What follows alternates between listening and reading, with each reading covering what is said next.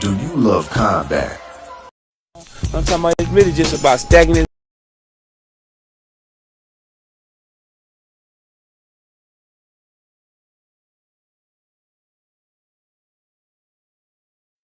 I'm talking about it's really just about stacking this money, man. Getting on these singles, staying positive, you know what I'm saying? And putting it in their face by any means necessary, you know what I'm talking about?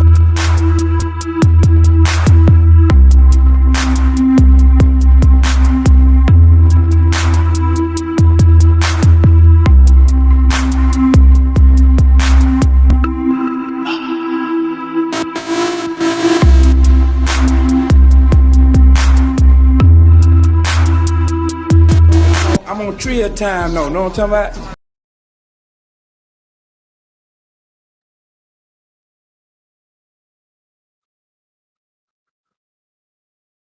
Hey, what it do, man? It's your boy Hard Hitter Sports Entertainment. We back with another live stream, man. Salute to everybody that's pulling up today, man. H-Time Trill Thursday, man. This is the breakdown. This is what we gonna give, our early thoughts and predictions.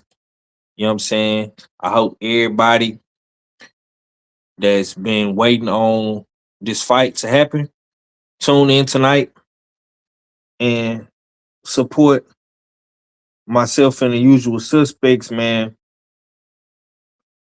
Look, I'm not getting into no gossip. I'm not getting into no headlines. This is just gonna be straight boxing IQ. Like I say, we breaking down Shakur, T.O., Xander, Zayas, Abass, Baraou, Josh Kelly, Baki, Murtazaliev as well.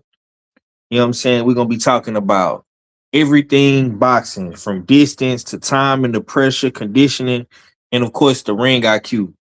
So look, man, if you fuck with boxing and you a real boxing, uh, person with good boxing IQ and know what you're looking at, you're a real fan of the sport and not a fanboy of a boxer. This is what you need to be. This is what you need to be, man. Like I say, man, I see y'all coming up in here, man. Subscribe, smash the like button, man. I got my big bro, the good doctor, is in the building. KG, what's going on with you, bro? What's up with you, Five? What's up, chat? If anybody there, but what's up with you, Five? Man, I'm good, bro. Had a long day today at work, but nonetheless, man, we here, bro. We here. I'm glad you pulled up today, man. How you doing on this Thursday, bro? Oh, I'm doing a lot better than I was doing on Wednesday. It's Yeah, good to hear. I'm sore right now. You know what I'm saying? I'm gonna be straight up. Man, I fell 3 times. So my shoulder hurt, my hip hurt, and my back hurt. So it Dang. is what it is, man. Yeah, man. Look, they say black ice is dangerous. Fuck all that, man. The ice that you still can see is still dangerous, goddamn. Because I fell on ice that you can visibly see is ice, and my shoes just said, "I ain't gonna let you be great, left or right." You know what I'm saying? So, man. I wouldn't wish that on nobody, man. Because, like I said, if you're over 40 years old, man, that pain lingers. Yeah, yeah, man. I heard I got blamed for that, bro. Oh yeah, baby, yeah, man. 'Cause, yeah, look, everybody, you know what I'm saying. The fellas told me, KG, you are a great doctor. You should be making house calls. You shouldn't be allowing, you know what I'm saying, doctor's office visits. We're in 2026. You're a modern day doctor. You should be grabbing your doctor's bag and making uh, house calls. But what I'm gonna tell you now, uh, due to inclement weather, there will be no house calls until the damn weather breaks. So when the groundhogs doesn't see or sees his damn shadow, or whichever one says that ain't gonna be no more damn winter, the weather change. That's when I get back to making house calls. But until then, I still be seeing patients in the office. Goddamn right. Goddamn right. As you should, my boy. As you should. You deserve that, my guy. Yeah, man. Yeah, man. Trill Thursday, man. You ain't here with the usual suspects, man. 503 line, man. Hard hitter sports and entertainment, man. We got the good doctor, man, KG. You understand me? US6 Sports and Entertainment Hub, man. The storyteller from the B side. Real conversations with KG, man. Y'all subscribe, of course, to both channels and smash the like button, man. We got boxing this weekend. Whole lot of boxing, man. You know what I'm saying? Too much boxing is never enough. You know what I'm saying? Because we have what I want to say three cards on Saturday, and we also have a card on Sunday. So in total, we have 4 cards of boxing. And it's gonna be amazing, man. But let's go ahead and get right to it. Let's get right to it, man. Um, I got the questions right here, man. So Shakur Stevenson, and of course, man, Teofimo Lopez, man. To me, this is gonna be a fight of discipline versus explosion. And let Coach Moses said, Shakur's grandfather, you know, good uh acrobats, you know what I'm saying? Cause he called T.O. acrobat. You know what I'm saying? He didn't want to give him his athlete card, you know what I'm saying? But I think this fight is gonna be a little bit of both, you know what I'm saying? But I'm gonna ask you first, KG, who controls distance in this fight will win this fight? Do you feel like whoever controls the distance in this fight will win this fight with Tio and Shakur? Um, yeah, because I think Shakur is gonna be able to control the distance. Mm, And like you know what I'm saying, and this is not like being biased and saying that Shakur is going to win, but controlling the distance. When you say that, somebody like a Tio, in order for him to control the distance and or the pace and or the tone of the fight, he can't just throw single punches. He's going to have to chain punches together, and upon doing that, he's going to have to be in range. He might be able to find the range to land one punch, but if Shakur goes back to being the Shakur that we remember, like before the Zepeda fight, when he just stood there and you know what I'm saying, swam and not get wet, Shakur's gonna catch hell. Cause if he does that and Shakur does with what Cedric Agnew said he didn't like and he doesn't call defense, Shakur just changing the distance and changing the spacing, that is defense because he's evading punches. I'm hitting. I'm saying I'm hitting and not being hit. So Shakur is going to be the one that controls that distance. You know what I'm saying? And Shakur, and I think To, he can't be so cookie cutter with it. He's gonna have to make this, you know what I'm saying, kind of ugly in order to get actually land and make it a fit for Shakur to disrupt the distance. But I don't think To is gonna ever have control of the spacing or the distance in this fight. Okay, yeah, for me, I think Shakur is gonna have to jab, level change, pivot, use his angles. I think he's gonna have to be first in this fight. He's gonna have to touch Tio first in this fight, and he's gonna have to win the later rounds in this fight if he plans on being victorious. I do want to see I do want to see the feet work from Shakur, and I don't want Shakur. This is the main thing for me, bro. I don't want to see Shakur take off in a round. Between because to me, I feel like Shakur he wins fairly easy in a lot of his fights, and like the last 45 to 50 minutes of the round, he tends to be more defensively sound. But I think in the late round, he's gonna have to turn up the volume. In the last 50 to 30 seconds. You know what I'm saying? A lot of fighters like to, you know, conserve their energy and go up, in those last 30 seconds. I think Shakur is gonna have to do that for majority of the fight. But for myself, salute to Mr. Mont. I see my boy KG in the chat as well. Uh, I think Shakur is gonna have to make this fight a mid-range, close range type fight in order for him to win. I don't think that he should fight at long range with Teofimo. I think Teofimo struggles in the close quarters. And I think Shakur is a master mid range type guy. I think he does very very well in the mid range. So he's gonna have to control the distance and dictate the distance in the fight. That's just my personal opinion. You know what I'm saying? But we gonna see how all this shit pan out, man. Did you get a chance to look at the press conference today, man? What did you think about the press conference, bro? Um, I don't know, man. What's up with everybody damn on this? You know what I'm saying? That's my D. That's my D.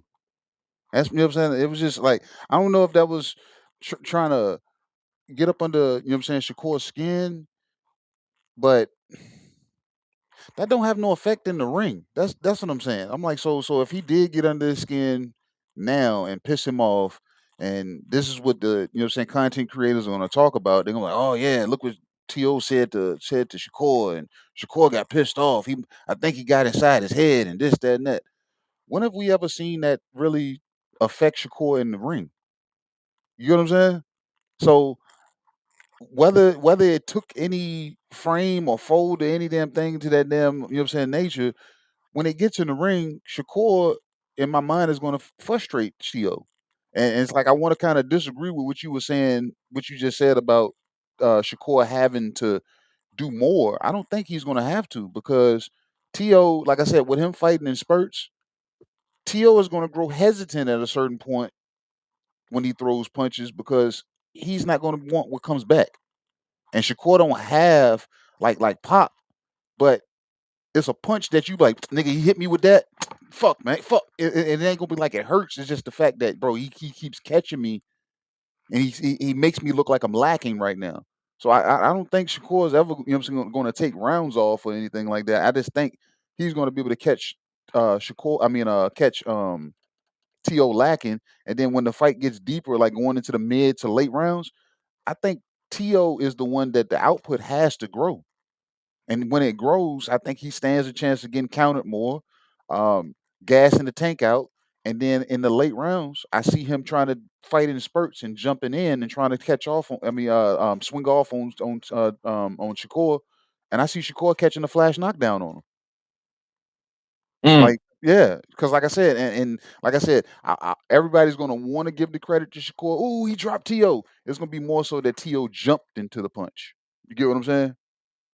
So I don't be surprised if we see Shakur Stevenson drop To. So To is gonna have to. Last plan I was just on, somebody was just saying they said To doesn't need to do anything different. He needs to just be himself because that's not what Shakur is expecting. Shakur is expecting him to show up with a higher punch output, to be more physical, to be more aggressive. But Mm. I don't think no keys to victory that they can put together for To. I don't think it wins him in this fight unless Shakur breaks both his hands. Oh man, salute to the homie Willpower in the building. We got Dana Black, Jay Stills, the odd fella has entered the panel. What's going down with it, bro? Dana Hey, Blizzak. hey, what to do, what you're saying, what a going.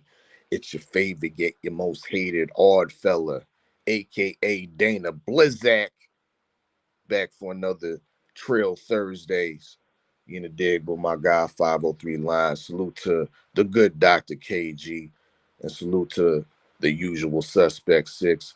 Big up everybody up in the chat, pulling up. Make sure y'all smash that like button and share that stream. Damn right. It's the usual suspect Tink. Yes, sir. Yes, sir. Salute to the homie Willpower. He say YouTube loving this fight. All these new casual ass channels all over YouTube now. Everybody knows and expert. Look, man, I'm gonna say this, bro. I feel what you saying, you know what I'm saying? But the more the merrier, bro. Like you gotta understand this type of fight is gonna bring casuals, you know what I'm saying? Because it's a big fight. It's the first big fight of this year, and we're gonna have more fights like this throughout the year. So trust me, you're gonna see a lot of people probably that you don't normally see throughout the year talking when these big fights come up. But this is what these big fights bring. All fella, I asked you though, man. What was your thoughts on the press conference, man? And how did you feel about watching the press conference today? It was all right. I mean, it wasn't the greatest, but I won't say it was boring at all. It was somewhat entertaining, somewhat cringe, of course, with the way To was going off, trying to get under Shakur's skin, pause. But I'm trying to figure out, where was To's daddy at? Mm. You know what I mean? Said he didn't feel good. On the flip, they said he was powdering the night Yeah, before. Queen 71 was up in the chat alluding to that. I'm like, Yeah, because yeah, man.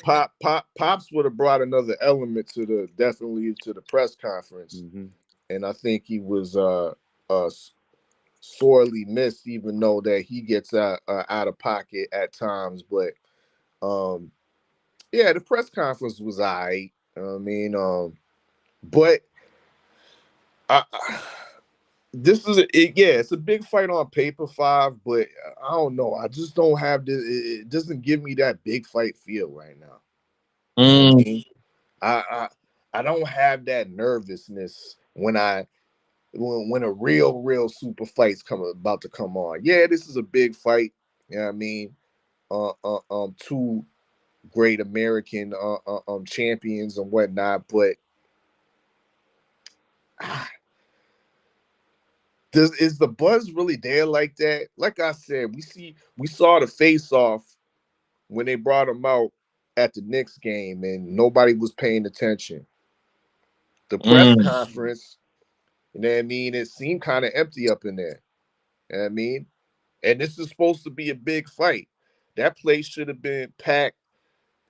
Niggas should have been shouting and booing, you know what I mean, when when T.O. was talking his garbage and shit, it wasn't none of that. You know what I mean?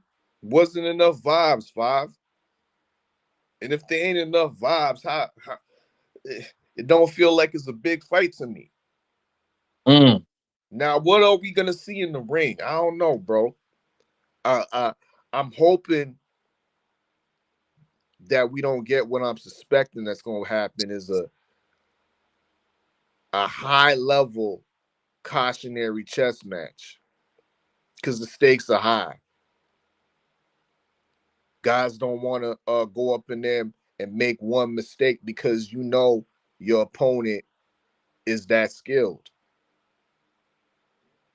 So I'm afraid that we might see something like that before maybe we get some action in the 5th or the 6th round. Mm. Okay. That's Um, indeed what I'm expecting. I'm expecting it to be that, and I'm going to be entertained by it. But most is going to be like, "This is boring as shit. This is boring. Five. Why is it so? What the fuck is this shit?" yeah. Yeah, me, Cameron, and Mace gonna be, you know what I mean, passed out. Don't smoke too much. Don't smoke too much, fellas. Say your backwoods, man, for the final fight, man. You know what I'm saying? Take your nap. Nah, I can't Yeah. do that, Five. I can't do that. Oh man. Uh Salute to my boy PYP. He say, "What's up? SA Shakur wins decision." Okay. Mr. Mont say Shakur extremely sharp, probably one of the sharpest fighters of this generation. Getting him off his square is extremely difficult, man. Yeah, Mhm. man. Boxing guru say he say that sad as hell with T.O. Bears. Yeah, man. He say it's cause the promotion was terrible. Turkey ruining boxing. Wow. Okay. He say Turkey ruining Damn, boxing. you stepping on OG Turkey Johnson like that? Oh Okay. damn! They said they, Yo, they, they said they said T.O. Senior was in the damn casino, damn. You know what I'm saying, chopping up that Rick James. Honestly, man, I disagree with you, boxing guru. I disagree with you, bro. I don't feel like Turkey is ruining boxing, but honestly, man, like good dope sell itself, man. This fight really sold itself, bro. Like it really was no extra. I don't think it was no extra need for them to promote this fight. You know what I'm saying? I think Turkey learned in his first situation when he did the Times Square card. They overly promoted that fight, and the fight was a dud. The card was a dud overall. You know what I'm saying? Devin Haney underperformed. Ryan Garcia underperformed, and T.O. ended up stealing the show. You know what I'm saying? And they promoted heavily for that fight. You know what I'm saying? So I think with this card, bro, the card is so good and the main event is so good, bro. You really don't have to overly promote it. You know what I'm saying? It really promoted itself at the end of the day. That's just my 2 cents. You know what I'm saying? But let's go ahead and keep it pushing, man. I'll come to you on the second question, R fella. Uh, does T.O. have the discipline for Shakur? mm,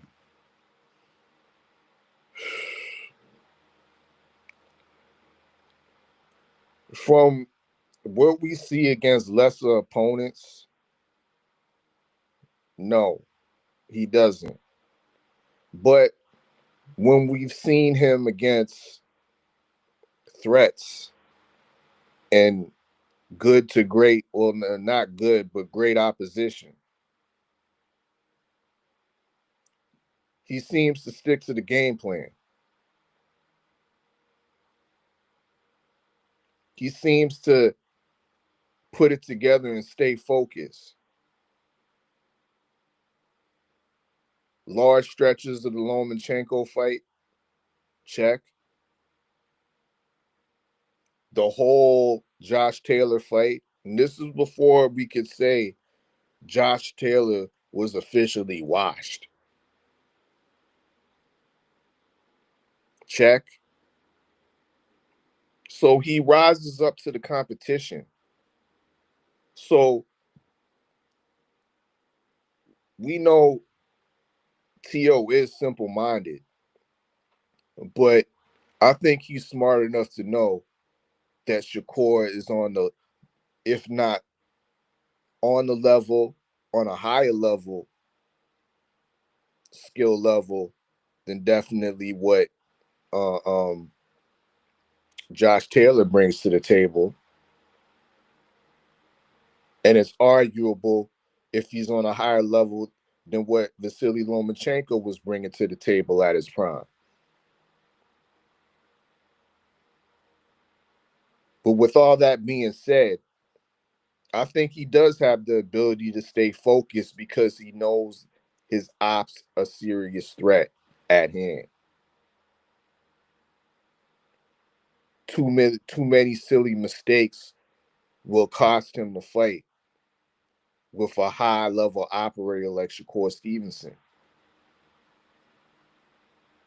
So yeah, I do feel that he has discipline to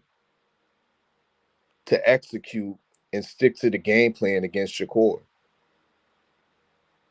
The proof is in the pudding once again when he raises his competition. But will it be enough? Shit, nigga, I ain't picking him. Mic drop, mic drop. Salute to my sis Tay Tay in the building. Salute to you, Queen. We got Mizak in the building, man. Stay ready boxing, man. How you feeling on this Thursday, my brother? Mute, sir. Boy, I'm over here beating the mute up. It wouldn't even let me off mute. But man, same show, different episode. You know, trying to put some paint where it ain't. Yeah, man. I checked out the show today, man. Yeah, man. I had to get on Val case, man. You know what I'm saying? You let Val know. Ringside views know, man. Yeah, we ain't no Oh, I, PBC. Yeah, we ain't no PBC fanboys over here. He I lost me with told him. that one. I told him. Yeah. But What he say? Hold on. What happened? No, it's a. He ain't talking about the whole. You have to go watch the episode. yeah, you would have to go watch it, bro. You would have to go watch it. Oh, But all overall, right. yeah, it was overall a good episode. You know what I'm saying? Y'all boys do y'all thing per usual, man. But I ask you, bro. I know y'all talked about it a little bit on the show as well. You know what I'm saying? Said went off about T.O. and Shakur. Do you think that T.O. have enough discipline for Shakur? Honestly, we've only seen T.O. not disciplined in one fight and one fight only. Um, and I can't even say he wasn't disciplined in that fight. What I can say is he was trying to do too much and go for the, but I say he wasn't disciplined. I'm just gonna say in the Cambosos fight he wasn't disciplined. Can he stay disciplined in this fight? He better be disciplined. But his dad not gonna be in his corner, so who gonna be in his corner for this fight? Stacy Yes. McKinley, Yeah. shout out, yes indeed, Yeah. She broke it boxing. down. I mean, she broke it down, and he's highly accredited trainer that's worked with a lot of good fighters, good to great fighters over over the past 20, 30 Yeah. He's worked years. with T.O. also. Okay, so he has familiarity with this. Yeah. Yeah. Okay, that's kind of the only thing that I was worried about with T.O. coming in this fight. I'm not picking T.O., but I'm not saying he can't win this fight because this fight is a true 50-50 fight. It can go either way. Um, but I think today he kind of shook the waltz nest. And the last time I seen Shakur mad like this, he always go in there and put on a clinic. We seen him mad at Joey Gonzalez over his sister. Y'all remember that? We seen him when he got mad at Jamel Herring. We seen what he did when him and Robert Stacey went back and forth over the Olympics. Every time we seen him get, because most of the time he doesn't try to go at his fighters. It's like when something click in him, it's like a different fighter. He's not the same fighter that we normally see. He does, but the only thing about that is he takes too many punches when he do that. You can't take the same punches from those guys. I mean, like you did those guys with T.O. You can't. T.O. is more explosive and a harder puncher. You even when I was watching one of the interviews he did and they was asking him about T.O. power, he said he don't know because he never been in there with him.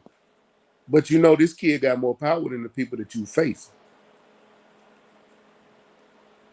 So he might not be the biggest puncher you face, but you know that explosiveness kid. But as far as T.O.'s discipline, I think he gonna come in this fight ready. I'm not picking him, but I think he's coming in this fight ready. Man, okay, KG. What's your thoughts, man? Does T.O. have the discipline for Shakur, man? Yeah, he does. When the fight starts, after that, it's going to dwindle because I think T.O.'s going to come out the gate doing something that he shouldn't be doing, and I think it's going to be to the detriment of what you said. He's going to be doing too much. He's going to try to do too much. And Mm-hmm. I just said this over on Yes Indeed Boxing. I said Shakur is a rare fighter, and a lot of guys can't do it. He has the mental fortitude to do the same exact thing for 36 minutes. So if he gets into the groove of doing something that's working for 36 minutes, we're going to see T.O. start with discipline. Then we're going to see him try to mask it by playing to the crowd. Then we're going to get to the middle of the fight, and you're going to see him take more chances. We're going to get later in the fight, and we're going to see frustration sit in. Because the simple fact that if Shakur finds something that works, I believe he's going to do the same thing for 36 minutes. So T.O. can be as explosive as he want. He can probably, you know what I'm saying, have one punch power and all that shit. But what does he do after he lands the one punch? He's going to be an already jumped past his own range. He's going to be an already fell over his front toe. And T.O. does not string punches together to, you know what I'm saying, make anything happen from that point. So if he catches Shakur, puts him on his heels, because T.O. is part of the jump squad. But if he gets him on his heels, that's not going to change anything with Shakur because then his hands get more active to be more defensive. And if T.O. can't damn, you know what I'm saying, make light of those damn, you know what I'm saying, uncomfortable situations, it ain't gonna be no discipline for him to be able to maintain. Because like I said, he's gonna be like, damn, I caught him. Why can't I why can't I string anything else together? Because soon as I go close the distance, like from the questions that you was asking about distance earlier, when he does that, he's gonna end up damn overstepping his own distance, or he's gonna be right there in range of distance, but he has to have his feet set to throw the second, third, fourth, maybe fifth punch. And when he does that, Shakur is gonna see those punches. Those are the ones he's going to see. So, like I said, he's going to throw one punch, land, pop Shakur. Shakur's going to take a step back, gather himself, and and parry off the damn last 4 or 5 that he throws after that. Then what do we do? T.O. can't do that because then the gas tank is going to go. If the gas tank goes, then the discipline goes even faster. So I don't think he has the disciplines to start the fight. Like the game plan is writing the discipline, and I think he's going to get into the ring. He's going to have every bit of confidence in his body. But I think once that fight starts, he's going to do too much, and that's when the discipline meter starts to deplete. Yeah, man, we're gonna see. We're gonna see if that check engine light come on for shit show. Yeah. Um. Mr. Munn say it could be said that T.O. steps up his game against better come, but he also catches pure hell with decent boxers, i.e. Jamaine Ortiz and Xander Martin. Yeah, man. That no disrespect, you know what I'm saying? But yeah, man, them boxers definitely do seem to be his kryptonite. You know what I'm saying? Fights down to his competition, Five. Mm. I agree with Mr. Mott's Yeah, statement.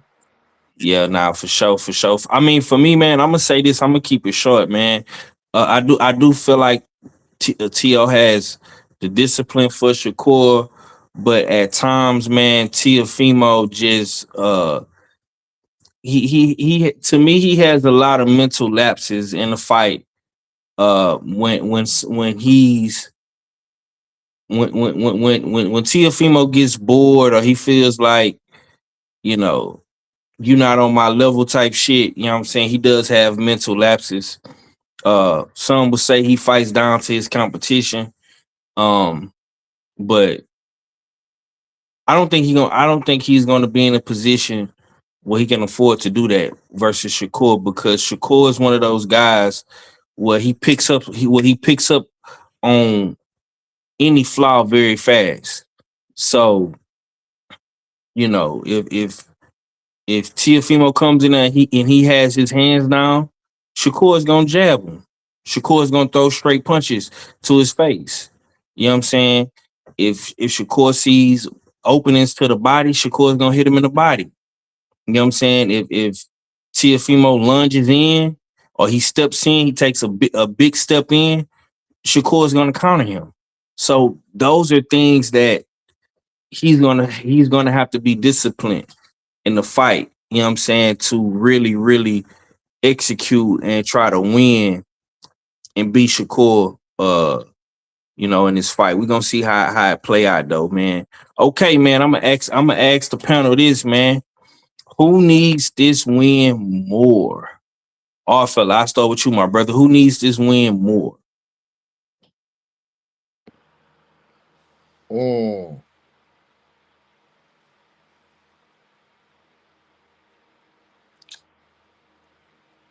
I think T.O. needs this win more. Shakur can lose and say that maybe this was a little bit too much for him. He's daring to be great, going up to a new weight class, fighting the best guy, the lineal champ at the weight class.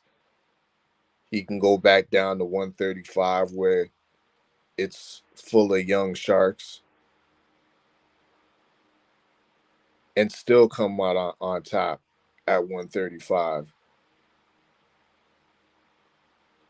But with T.O., if he takes the loss, his second L, and then to a guy that is coming up in weight at that,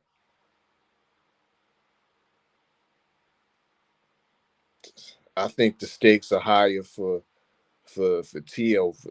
In this one. Like I said, Shakur loses. There's still big money fights for him on the table at 135. If not big money fights, good legacy type building fights. T.O. loses, dreams of fighting guys like Ryan Garcia, Turkey putting him in there with possibly Devin Haney or something like that. Those are all gone. And that's what T.O. is, I think, aiming towards is the big fight, the big bags. Now, once again, I'm hearing the rumors of they're getting upwards of $10 million. T.O. can't get no more upwards of $10 million if he takes another L to a blowing up lightweight. So yeah, T.O. needs this more. Shakur can lose and go back down and still be great. That's my take. Okay, Mac, I'm gonna ask you, man. Who needs this win more? Shakur or Tio? I don't think the loss hurt either one of them. To be honest with you, I don't think the loss will hurt either one of them. But I think the win could help out somebody like a a Shakur more, and it can help out Tio. Reason I say that, Shakur already not getting the fights. Him finally getting a name opponent like Tio would help him out because then his checks go up, his purse go up. So now people gonna like maybe a Frank Martin or maybe a Lamont Roach, maybe Eastside Cruz. Fighting Shakur was more of a risk than you get more risk than reward. But now taking that fight Mike can bring and him winning this, Mike can bring people over to want to fight him. Tio, if Tio wins, Shakur is a bigger name, but he also is a smaller guy. Some people might look at it as lose-lose situation. And some people might look, this is a good name. This is a crafty opponent, a tough person. It's already hard to hit. I don't think the loss will hurt either one of them though, because anybody can come back from a loss. We've seen Canelo come back from losses. We've seen Triple G come back from losses. We've seen Jermell Charlo come back from a loss. We've seen the fighters come back from a loss. So I don't think the loss technically hurt him. Even Fundora got a loss. I know people look at the loss. Since the Mayweather era, people look at losses like this. That could be the end of your career. But we've seen them. We've seen people with multiple losses. Sean Porter still was getting big fights after 2 losses. So I think if T.O. loses again, it'll just be his second loss. He can come back for it. He can still get big fights. He might not be with Top Rank no more. I think Top Rank is on the way out the door, and they might ship him off. He might sign with Matchroom or something. Shakur, if he loses, I don't see anything. I think he still gets the fights that he wanted, 135. I still think it's a lot of big fights down there for him because I don't think somebody like a Shock would still want to fight him. I think if Lamont Roach go back down there, maybe you can get that fight with Lamont Roach. You still have other guys down there at 130 that you can fight. So I don't think a loss will hurt him, but I think the win would do more for Shakur because he doesn't have that big name like T.O. has with Aloma, with Josh Taylor, Richard Comey. T.O. actually got a great resume. I know a lot of people look at T.O. and all his antics make us not like him, but if all in all, T.O. actually has a pretty damn good resume. But somebody like Shakur don't have that name like T.O., so it definitely would benefit Shakur more than T.O. The win will. Okay. KG, who needs this win more, man? Shakur or Tio? T.O. needs this win more. Main reason you calling you getting a fight with a smaller fighter. So you have to win this fight. You know what I'm saying? Our fella said it. Shakur could play the game as, oh, I dared to be great.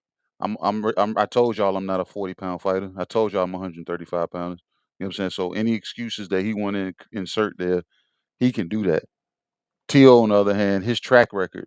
Max says, you know what I'm saying, he don't want to talk about, you know what I'm saying, his outside the ring shit, but that's part of his track record.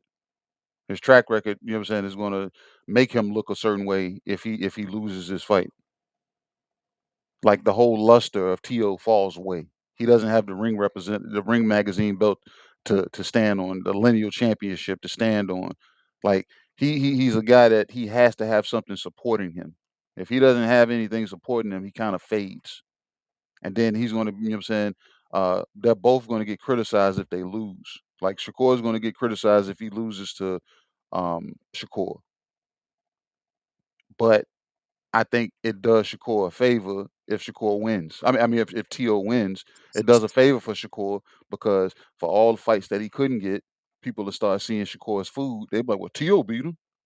I want to fight him now. So he'll probably get more fights because he lost. If he wins, I don't think that opens the, you know what I'm saying, like it raises his stock far as what he should get paid, but I don't think it opens the door wider for people wanting to fight him.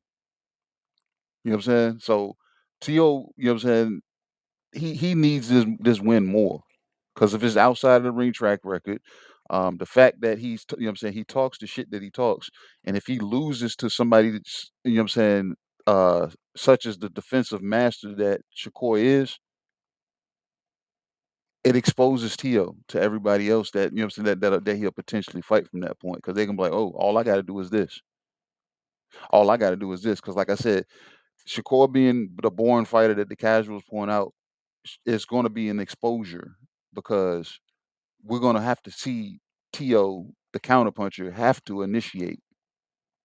And a lot of people are going to look at that going forward and say, oh, if I get Tio to initiate, I can knock him out. And if I get that flash knockdown that I think I'm going to get from Shakur, people are going to really look at damn Tio and say, oh, really? All I got to do is this. So Tio really, I think he really needs this win. Shakur, like I said, he can play the weight game and say, nigga, I told you, I tried to tell y'all. Y'all kept telling me I need to go to 40. Y'all saying I should go to 47. Y'all saying I need to do this. But I told y'all the whole time I was a 5 pounder. So at the end of that fight, after he loses, he's like, yeah, I told y'all I'm going back to 35 like I said I was. T.O. needs this win. Okay. Salute to my brother Cadillac Red in the chat. You know what I'm saying? Red can't be with us today, man. He got family duties, you know what I'm saying? Salute to my guy though for pulling up and supporting. I appreciate you, my brother. Hopefully we be bullshitting on the Beltway tomorrow, giving our official pick'ems. Y'all be sure to check us out tomorrow on Supreme Beast Boxing Talk, bullshit on the Beltway, man. First season. First week of the fight pool. This is season 3 of the fight pool. We will be giving our official pick'ems tomorrow live on Supreme Beast Boxing Talk. Today is just like I say, man. We just throwing out some talking points, some segments, you know, analyzing the fight. You know what I'm saying? So, boy, still got a whole nother day to, you know, make they pick'ems. If you dig. Yeah, the Cash App is 503 line, Mr. Mott, but you know I don't be putting my Cash App on there. But yeah, it's 503 line if you want to donate. You know what I'm saying? I appreciate you, OG, for shit show. Now for me, I think Shakur needs this win more because just look at BoxRec, bro. Look at the resumes, bro. Shakur does not have a I'm not gonna say he don't have a great win, but he don't have a win that really stand out. When I'm arguing with a Devin Haney fan, or I'm arguing with a Tank Davis fan, I always find myself going to Oscar Valdez fight or Jameer Herring fight. But really and truly, those fights didn't really age well for Shakur. You know what I'm saying? Those are his 2 best wins. Teofimo got wins over Loma, Josh Taylor, Barbosa, Ortiz. You know what I'm saying? Teofimo got a solid resume, just like I was saying about Dev yesterday. So I think Shakur needs this win to really start stacking up his resume. And I was listening to the press conference and I even heard his grandfather, you know, reference like, you know, how they've been trying to get the fights and, you know, they was trying to get these fights before certain guys got the fights, you know what I'm saying? And, you know, it's always been a hard time trying to get Shakur those fights for whatever reason. You know what I'm saying? Let me see. Man, salute to Mr. Mom for the donation, man. I appreciate you, OG. Appreciate that, man. That's love right there, man. I appreciate that. You know what I'm saying?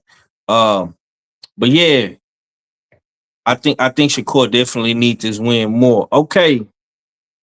Let's move on to the next one. We're gonna switch gears real quick. We're gonna get into Xander Zayas. Like I say, this is not the official pick'ems. We just breaking the fight down on our film room study. You know what I'm saying? You know, we just giving some talking points, giving some analyzing, you know what I'm saying? And like I say, tomorrow will be the official pick'ems. And you know how Dana Black is, you know what I'm saying? Your ass better have them pick'ems on motherfucking time. You know what I'm saying? Because it's gonna be a lot of messages going in that chat. Yeah, I know that chat go crazy, and it's about to go ding ding ding ding ding ding ding all motherfucking day tomorrow. So I'm just gonna throw that out there. But like I say, this ain't the official pick'ems. Them joints is for tomorrow, specifically for the Beltway, and of course, man, you know, the day before the fight. But let's go ahead and talk about Xander Zayas, man, and Abass Baraou. Like I say, man, this right here is, to me, like I say, this is youth versus structure and explosion. I think Xander Zayas got a great jab. He got a good volume, and he fights at a great pace. Abass Baraou, he's physical. He has great power, and he uses his power in great moments as well. He bursts out and just go on offensive tear. We seen that versus Tellis. I think the body work from Abass Baraou is great. I think the combination punching from Abass is great. You know what I'm saying? He got that old school textbook high guard style. We know Xander like to come up and down and, you know, throw that jab. Like I say, he like to fight at a great volume and pace. And Xander Zayas is another textbook style type fighter as well with great fundamentals, man. For me though, I think Xander Zayas definitely need to be consistent with his output. Keep the fight at mid-range. Xander Zayas is another fighter that fights good in the mid-range pocket. You know what I'm saying? And he's gonna have to go to the body of Abass Baraou. This is gonna be key for Xander Zayas. Go to the fucking body. Abass likes to come in there with that high guard. It's gonna be hard to break in the beginning of the fight, so you need to go to the body. You cannot, if Xander Zayas comes in here and headhunts Abass Baraou, he is going to have problems. I'm telling you, that's just my breakdown. That's just what I see. I could be wrong. But I seen Tellis do it in the last fight, bro. You cannot go up in here and go balls to the wall, headhunting Abass, bro. That high guard is tight. A guy like that, you're gonna have to go to the body, and you're gonna have to come over the top with something quick. I.e., look at what Bud did to EJ. For Abass though, like I say, he gonna have to close the distance. I think if Xander is gonna be in the mid range, I think Abass need to fight in the close distance. He need to make it a phone booth fight. He need to make that shit ugly. He need to be rough on the inside. Keep Xander off his mid range square. Counter that jab. You know what I'm saying? And he definitely gonna have to win rounds early, because the one thing I know about Xander Zayas, bro, he like to win rounds. He like to deposit them rounds, man. But I'm gonna say this, and I'm gonna get up off of it, man. This is gonna be a good fight, and I want to give credit. I want to give credit to both these guys. Win, lose, or draw. This is reminding me of like a Sugar Ray and Hitman Hearns. For the simple fact, bro, both these dudes is young. They still in their prime, and they unifying the division. This is a big step up fight for Xander Zayas, man. Xander Zayas is going back to his home country in Puerto Rico. You know what I'm saying? They showing him crazy love out there. I seen they painted a mural with his face on it. And San Juan, I think. You know what I'm saying? So this is a big deal for Xander, man. This is extremely, extremely dangerous for Xander, man, because he just got the title and he already unifying. So that says a lot about the kid. And I salute him. I salute him. Keep 154 great. 154 has always been one of our favorite divisions in boxing. Keep that motherfucker cracking. Keep 154 great, man. And I think these boys is doing just that. And like I say, win, lose, or draw, I don't care who loses this fight. Of course, I want to hit on my pick, but I don't care who lose. You know what I'm saying? I'm rocking with both these guys. Definitely rocking with Abass, man. He came up pretty much out of nowhere and just was at the right place at the right time. So salute to him. But I ask you, KG, does Zayas have the championship legs to go in there with a guy that's rugged and rough like Abass Baraou? I believe he does have the championship legs. The real question should be, does he have championship pop? Because all that razzle dazzle and excellent jab and good movement and, you know what I'm saying, precise boxer that Xander can showcase, um the the pressure that Abass is going to be pushing and coming forward, does Xander have enough pop in those gloves to keep the man, you know what I'm saying, to keep him honest, to make him grow hesitant, to keep him off of him if the punches aren't, you know what I'm saying, holding, you know what I'm saying, true effectiveness. And I'm not speaking like Andy Cruz versus Raymond Montalia, where Abass is just constant pressure, and um Xander will be back against the ropes, moving around, you know what I'm saying, off the back foot the whole fight. No, I'm talking about the Xander that I know that can look spectacular in spots, can, you know what I'm saying, get punches off, but does he have the pop to keep him honest? I'm gonna cut that short. I gotta step away for a second. Okay, Mac, I'm gonna come to you, man. Same question, man. Does Xander have the championship legs and the pop to keep a guy like Abass Baraou honest? I do. I don't think Abass is he beat Yoenis Tellus. Yoenis was I don't think he was ready to be even in position to fight somebody like Abass Baraou. They moved Yoenis way too fast. Yoenis is still a prospect. So I can't count how he beat Yoenis and then go look at this fight. But what I can do is go back and look at that fight that he had with Sam Eddington and look how you let Sam get with you to a majority decision or, something like that. Like, Sam can't hold a candlestick to Xander. I think, Yeah.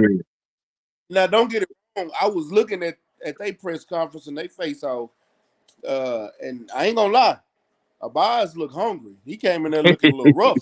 And, most of the time when the fighter come in there looking rough, they Yeah. hungry. And I 100.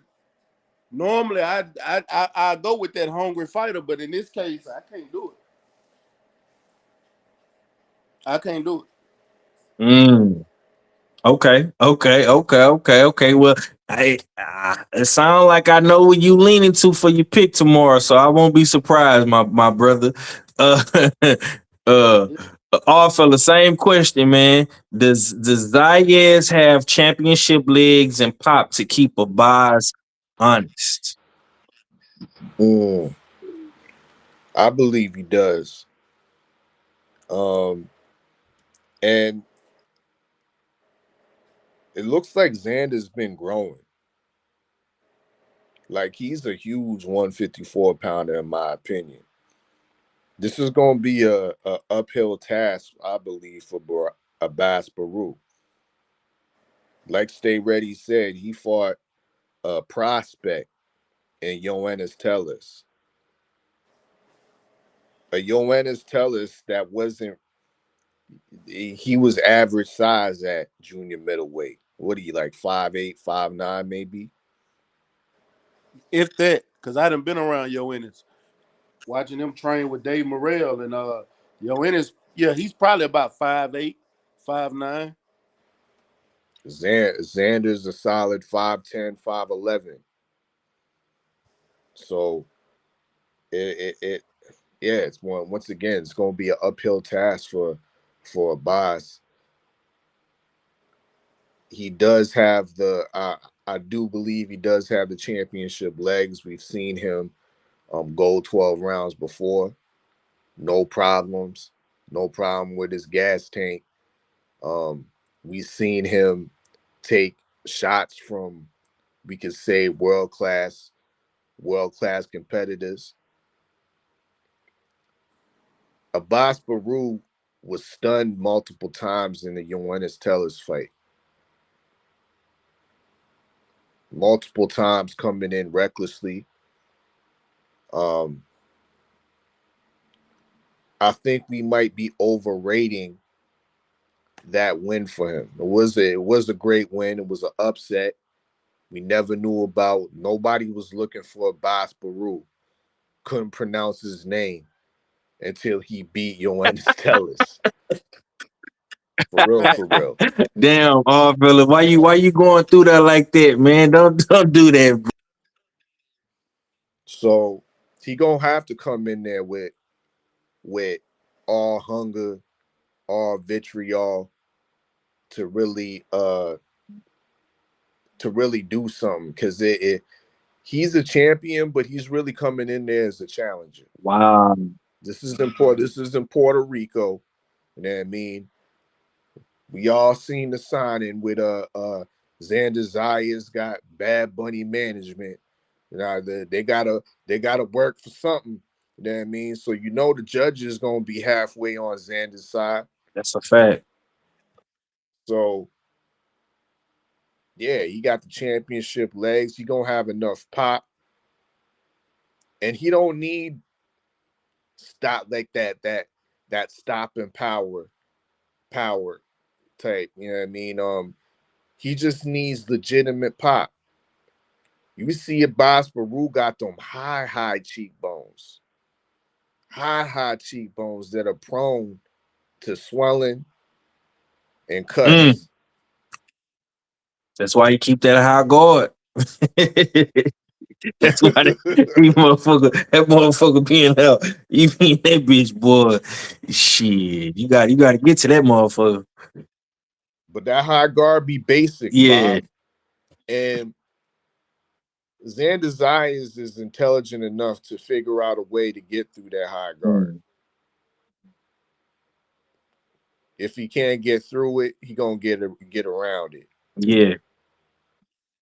He gonna slap it down and then get in it. Pause. You know what I mean? Mm, So yeah, I'll land the plane on that. He got the legs and the pop to definitely keep Abass honest. okay. Salute to my sister. Yes, indeed. She say they are both good body punchers. Abass needs to go to the body to stop Xander. Wow, boy, y'all is telling it all tonight on Trill. Y'all definitely keeping it Trill tonight, man. I see what a lot of people is leaning to, man. Boy, she say Abass is super durable too. Rough road warrior. Yes, he does operate like that. Salute to my guy, Teach in the building. I see my boy ATX come through 41 red. Salute to the red line out there in ATX, man. Yeah. I seen y'all boys come through on MLK. They looking good. Yeah, I'm talking about. Salute to y'all. And that blue line out of Austin. Y'all boys look good out there, man. Salute to Austin.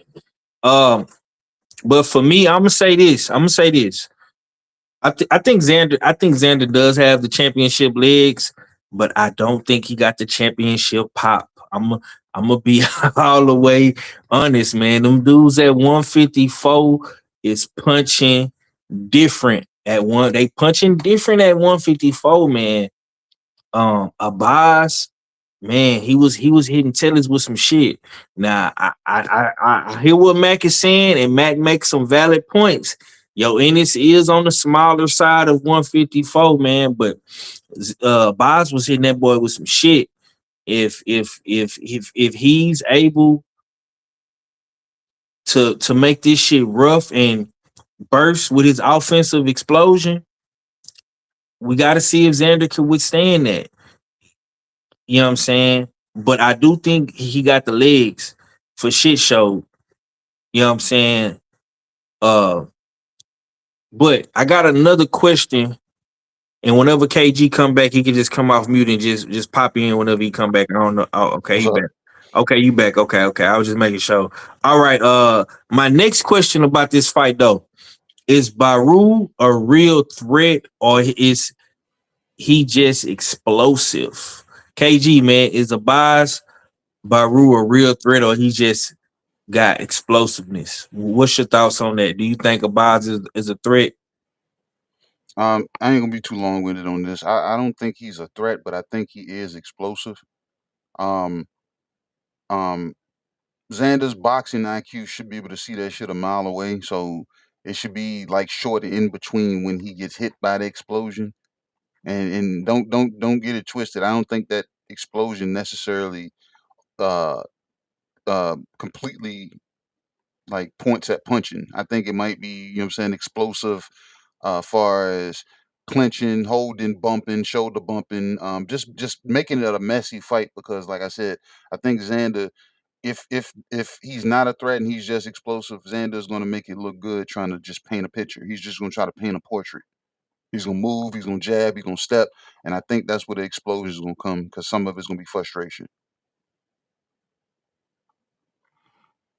No threat though. Mm, mm. Okay.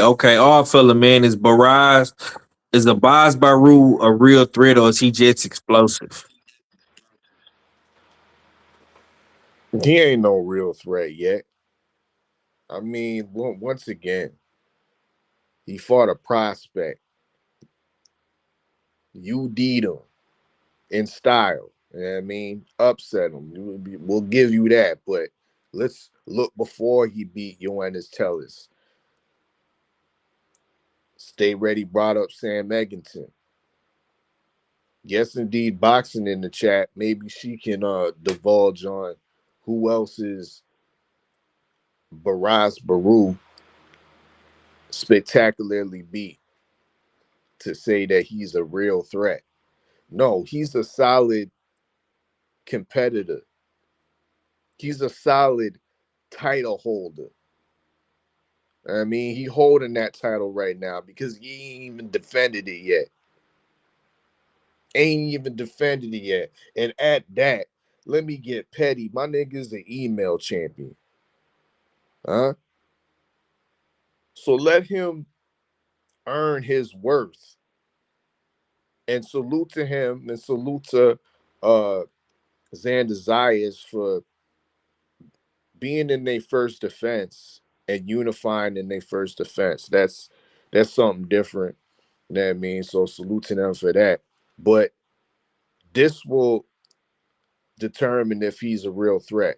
If he's able to beat Xander Zayas in his home,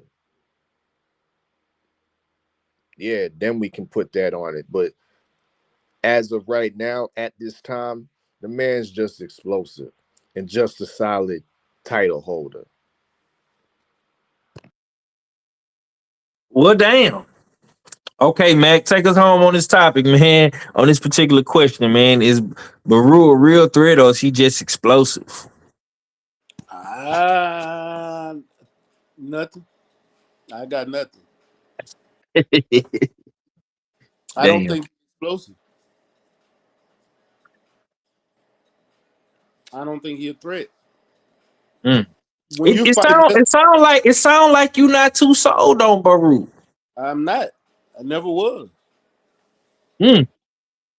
Bro, I don't see where I should be sold on him at. He lost against an old Jack Coke. Mm. Yeah. You got a point. You got a point. Saying ain't so, You got stay a ready. point. Saying ain't so. He lost to Jack Colquet. Yeah, in his first 12 rounder, he lost to Jack Coke. Damn. Like I don't. I understand trying to sell us the fight and making it sound good, but nah, I don't. Xander gonna make it easy work of this dude, man. Okay, stay right there, Mac. Stay right there, man. Who wins the body shot battle? Now that because Xander's a headhunter, but he can do body work, and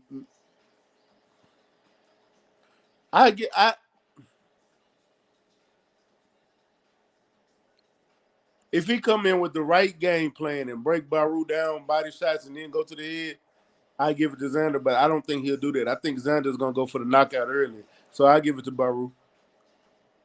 I think Xander's gonna go for the knockout early, but knowing that Baraou has a nice high guard, Xander should go for the body to break him down and open that high guard up, but he might try to do some other tactics to open the high guard up. It's a lot of ways to open it up, but I get at the Baraou.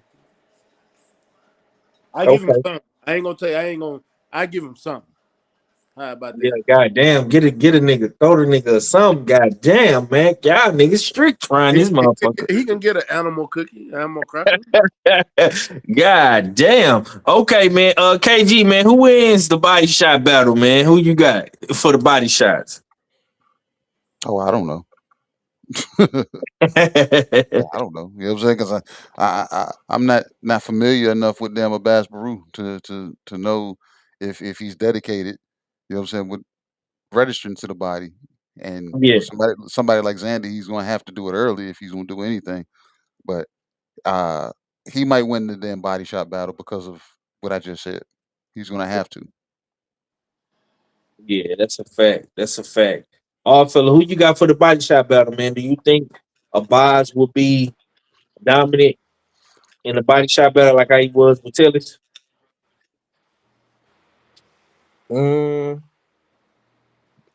That's what he gonna need to do, but I don't know if he's gonna be able to execute it with that jab popping up in his face, swelling up that eye.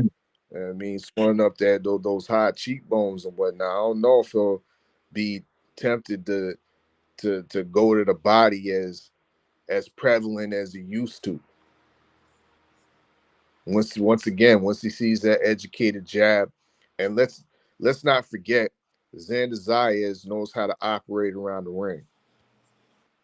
He's not a stationary target, you know what I mean, foot wise. You know what I mean? So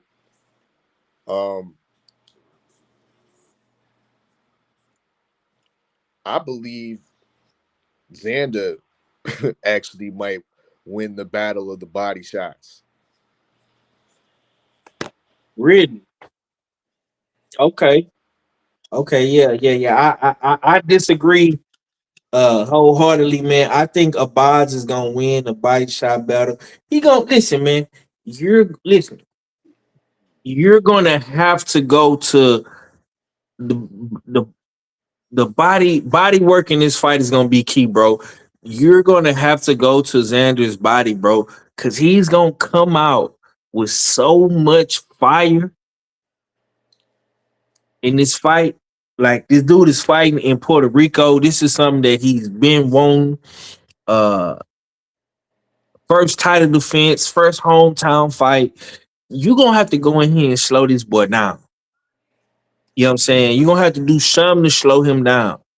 Now, I'm not saying you gotta go lick for lick, attack for attack with him. You ain't gotta make it rock him, sock him. You can box and stick to the game plan, bro.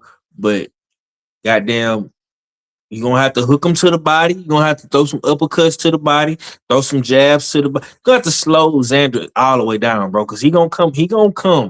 He's going to come with some fire and desire in that motherfucker. Trust and believe me. You know what I'm saying? Let me read some of my sister comments, man. Salute to my boy Mike Biggs boxing, man. I ain't seen my boy in a minute. What's good with it, Brody? How you been doing, Mike Biggs? Salute to you, bro. Let's see what Yes Indeed is saying. She says, does he have the championship wheel? Abass won't stop touching his ass. No pause. Wow, man. Nasty work, Shower Shaw. is up in here. She is up in here going. She is up in here staking her claim, baby. She ain't got the yeah. Talk your shit, Shower. She say, I wouldn't even say he's explosive. He's consistent and he has grit and will. Nah, man, that dude is explosive, man. You know what I'm saying? And when that motor when them pistons get to firing, man, that boy can bring some shit. I ain't gonna lie. Uh, Yeah, he got the Echo Esselman type motor. mhm. I mean, he got that Echo Esselman type style. We putting that to beat Xander Zayas. Yeah, I ain't believing it yet. You guys show me. Shaw would say I agree that he's solid. He doesn't have a spectacular win like that. She say, damn it, or let me see. Okay. She also say I don't think he's explosive neither, but he is consistent and he's a durable workhouse. You can't punch through Baraou's guard. Okay. His high guard isn't super strong. Gotta stop Xander because he has the legs. Yeah, that's why you gotta go to the body. If he's wise, he'll fight mid to out and move. Don't get drawn into no firefight consistently. Yeah. But it's gonna be times and spots where he's gonna have to get in a firefight. Cause like I say, you fuck around and a lot of people ain't said it, but I think KG said it. Like, uh, this shit is in Puerto Rico, man. Man, So, uh, and I think y'all giving Barrage too much. Y'all too much glaze on your donut, man. Goddamn glaze. this nigga here, bro. This nigga here, bro. Yeah, man. Y'all really trying to sell this fight. Yeah, man, dog. Hey, man, it's a good fight at 154, bro. We ain't had unification at 154 since what the Charlo days, man. So this is good, Yeah, man. This it is is. good. This is good. Shaw was sticking her tongue out at you, bro. You know what I'm saying? Cause she know you talking about her. I'm talking about both. Oh, y'all. Oh damn, you talking about all of us. Okay. Yeah, Yeah, nigga, fuck out of here, nigga. This is a good fight, nigga. I don't care what That, you say, nigga. that nigga ain't talking about all us. I don't know why I did any glazing. I ain't talking Yeah. about. I'm talking You said about the. all of us. Yeah, they know what I Yeah. mean when I say all of them. I'm talking Oh, about all right. All right. the root glazers. All right. Yeah, man. You just don't like the nigga because he beat your Cuban partner, man. I understand. It's cool. Nah, we just saying the nigga need to do more, bro. Yeah, I'm just being honest about it. Bro. Yeah, hold on, bro. Look, Like let I me be honest. I don't know your winners tillers like that, so I can't say that's my partner or somebody that I just 100% root for. The kid was a prospect, like he was a true bro. He was what was he 8-0 when they fought, If that, and if that. he what young. where is all this Cuban sympathy coming from, bro? I don't have sympathy for these Cubans like that. Dog, Y'all know I don't, but I'm not fit to give him no goddamn pass either. dog. When How, these two when how these often two do we? How often do we give these guys pass for beating up prospects? Bro, but the thing about it is we got to specify. We got to put some paint where it ain't, like you say, Mac. These Cuban niggas come over here to America, and all these motherfuckers be saying how good they is, and oh, they did this and they did that, and they, School of Cuban boxing. all that shit, bro. Like, nah, bro, nah. All the love that Raymond Murtazaliev getting for beating Andy Cruz. Yeah, why can't Abass getting some of that love for beating yeah, tell us. You know what I'm Who saying? giving? Who giving? I'm not giving him. Who the fuck is Tellus, I bro? said. What Oh I gold medal said did man. he after the got? loss. I literally said after the loss, Andy was didn't need to be in that fight. He was a prospect too. Who giving him right love? Everybody on the Agnew podcast didn't agree with that. But okay. But you heard me say it on that. Nah, you said it. You did, but I Some of did. the homies didn't see it that way, but I'm just saying, bro, like this is my thing, right? All these Cuban niggas that come over here and niggas be acting like they so motherfucking good. Then when they get beat, they say, "Oh man, he was a prospect, bro. He didn't even have Man, 15 fights." outside of Don't David do that, Morrell, who bro. was the last Cuban champion? The last Cuban champion The hold the real belt. was Out it? of Was it Robisi? probably Yeah, Mm-hmm. yeah, it was either Robisi or Laura. yeah. I think it was Robisi, bro. But I say all that to say this though, bro. Like when these Cuban niggas come over here, bro, and they get all that praise, bro, when the nigga put belt to ass on them, get a man his credit. That's all I'm saying. Get a man his credit. I don't give a fuck who it is. I don't give a fuck if it's Abass Baraou. I don't give a fuck if it's Espinoza. I don't give a damn who. I don't give a damn if motherfucking Laura get his shit uh put belt to ass. If motherfucking Earl Spence beat Ugas. If one of these Cuban niggas lose, come on, man. You know what I'm They, saying? We gotta get a man his credit, bro. And hey, Abass just happened to be the nigga to beat the Cuban guy that night. yeah, I'm not. Well, let me see if you can beat the Yeah, there you go. Let's Puerto beat Rican the Puerto guy Rican Saturday guy. night. We gonna find out. We gonna find out, man. But let's keep it pushing. Let's keep it pushing. I don't want to stay on this topic too long, man. Them boys got to get in the ring, and it's clear as day that none of y'all niggas is speaking the Abass Baraou. You know what I'm saying? But okay, man. Fourth fight. Um, Josh Kelly versus Bakhram Murtazaliev, man. This is gonna be movement versus pressure. Josh Kelly being the mover, he got to be creative with his movement and his boxing, and he gonna need a whole lot of discipline. Bakhram, he gonna have to apply that pressure. He gonna have to set up his power shots, and he's gonna have to attack and cut the ring off and be efficient in his straight line attack. You know what I'm saying? Um, for me, I think Josh Kelly, pretty boy Josh as they call him, he gonna have to use that jab, double jab, triple jab. You know what I'm saying? He gonna have to exit, as KG would like to say, sneak out the motherfucking back window. Do not stand in the pocket with no motherfucking bucket. You stand in that pocket, your ass gonna get sacked, homeboy. I'm just telling you right now, your ass is gonna get sacked. And like I say, for Baki, he gonna have to go to the body. He's gonna have to walk Josh Kelly the fuck down, and he gonna have to cut the ring off. Cut the motherfucking ring off, bro. Like that's gonna be key for Baki in this fight, man.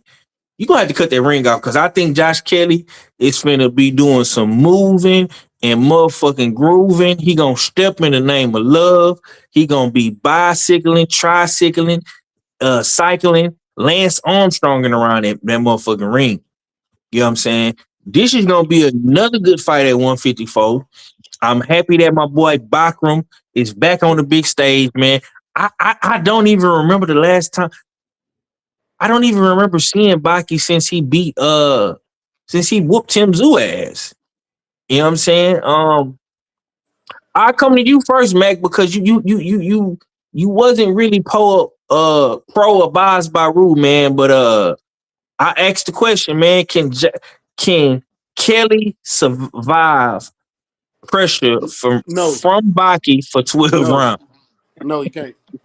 And you know, I was on Josh Kelly early. Yeah. I like Josh Kelly. I do. His only loss was against David Evanesian when he got knocked out or TKO'd or whatever you want to call it. They got stopped. Yeah. In that same fashion, you got to look at what Bakhram did. Bakhram is dangerous, dog. We seen Bakhram finish Tim Zoo. Since y'all, I'm gonna use Tim Zoo, even though I don't think he a nobody, but everybody puts him in a place. He beat the brakes off Tim Zoo. He knocked out, not TKO, knocked out Cocaine. Unlike Abass Baraou. Unlike Abass, he knocked out Koke. Bakhram is a problem. So I'm gonna tell you like this. I think Josh is gonna have this is gonna be a tall task for Josh. It's gonna be a good fight early because Josh got quick ass hands. Josh a great fighter. He's gonna look good early, but I don't think he's gonna be able to. I don't think he's gonna be able to get away from Bakhram. Bakhram cuts the ring off well, and man, it's gonna be a tall task. And I honestly, I don't think it go past 5. He gonna look good early, but I don't think it go past 5. KG, I'm gonna come to you, man. Can Kelly survive pressure from the Russian Baki for 12 rounds? I'm sitting there while Mac was talking and y'all was laughing. I was trying to wrap my mind around who Josh Kelly is. Every time y'all name these white boys, I be trying to figure out who is who, and they all sound like the same person. Um, uh, no, I don't think damn Josh Kelly is going to be able to damn um, subdue the damn pressure that Baki is going to damn enforce. I don't, you know what I'm saying? And I don't know. Like I said, I'm still trying to. Yeah, get me tomorrow if this subject comes up again, because I'm gonna go watch some Josh Kelly highlights. I think that's what I got to go do. But as far as what you're asking, Baki puts the crunch on him, and I don't think it's gonna go 12 rounds. So I don't. So no, it does. So he doesn't have to survive 12 rounds because I don't think the fight's gonna make it 12 rounds. Okay, full correspondent. I saved you for last, my guy. This is in. Let Eddie Hearn tell it. This is in Newcastle. They haven't had boxing in Newcastle in over Mhm. 20 years or some crazy shit like that. You know what I'm saying? We see the boys lining the shit up in the UK, man. This is some hometown cooking for Josh Kelly, man. But in this hometown Newcastle cooking, can Kelly survive pressure for 12 rounds from Baki? Josh Kelly got all the skills in the world. You know what I mean? Um, Fast hands, creative, quick on his feet, great foot movement, um, solid defense, a creative defense. He can fight in multiple styles. And if this was an 8-round fight, I might give him a chance. But this is a 12-round championship fight against a guy that I think we should start calling B Murder. Because Stay Ready was dead on. Like, I like Tim Tszyu. I've been like Tim Tszyu, and he murdered Tim Tszyu. And this wasn't a close fight where he was like when Tim Tszyu was going back and forth with Fundora. No, he annihilated Tim Tszyu and made him look like a child up in there. Call K, the same Call K that gave Abass Baraou, the one that y'all Negroes be glazing all of a sudden. B Murder got rid of Call K. Limited. Because it was during Ramadan. So he wasn't even on his wasn't on his regular training regimen and diet. So no. Hell to the no. Will Josh Kelly be able to survive 12 rounds with Baki, aka B Murder? Bakhram Murtazaliev. Let's go back to recent footage of Josh Kelly fighting Ishmael Davis, who's absolutely limited in my opinion. European level, can't box, just to come forward, basic type of fighter. Josh Kelly was able to style on him for maybe 8 rounds before Ishmael Davis got hip to the game. And it was a rough 9-10 for Josh Kelly. A very rough 9-10. He was lucky to get out of that.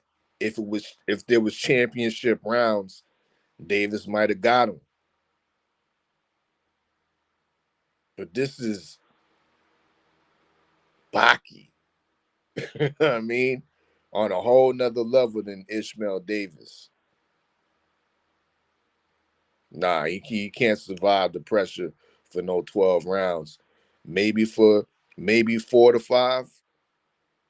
And then we're gonna see the Russian breakdown.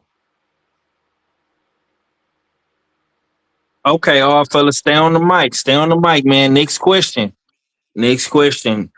Does Bakhram break Kelly late? Yes. The Russian method of breaking down will end up being late. This won't be I don't think a quick fight or easy or a fast digestion like he got with Tim Tszyu, because Tim Tszyu he's not fleet of foot like that. He's not an outboxer. You don't have multiple ways of being defensively responsible or getting out of or evading punches and whatnot. Josh Kelly does.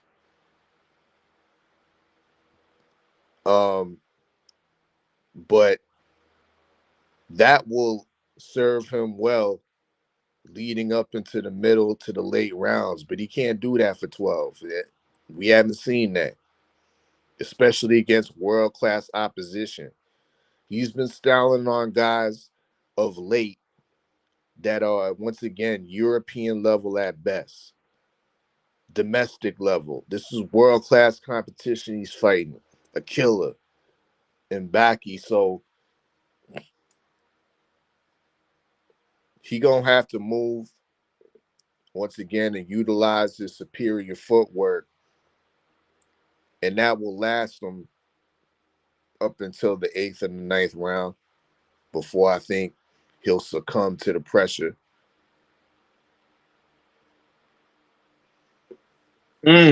Okay.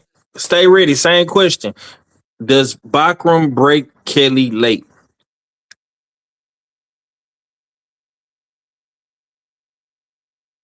Oh shit, Mac, you on mute if you there, Brody.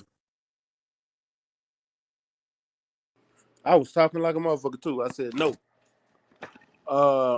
It's gonna be about the mid rounds. I think, like I said, I think Kelly gonna start off early. He's gonna get going early.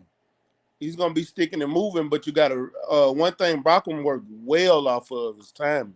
His along with that pressure, that timing is Tim Tszyu learned that quick. And that's one of the things I think is gonna catch Josh Kelly. And I like you said, what Josh is gonna have to do is he's gonna have to double up, triple up on that jab. He's going to have to. He's gonna have to change his rhythm up a lot. He's gonna have to use, man, he's gonna have to do a lot to keep Bakhram up off him. But I don't think Josh is gonna be able to do it. Because one thing Josh don't have, and what we haven't talked about, he doesn't have head movement whatsoever at all. As quick as he is, he doesn't have great head movement. So you're looking at somebody that's got good pressure, that's going to be, man, that's going to break him down. I think it's going to start close to the end of round 4, all the 5. And I think he's going 5, 6, or 7 is going to be around the time Bakhram get him up out of there. I'm really thinking Bakhram might do it early, but I'll take the 6th round. Okay, yes indeed. She says the what's Bakhram's weakness? Anyone on the panel? Um Man, that's a hard question. I think Weakness, he gets stuck in mud. yeah. I think sometimes his feet work is in question.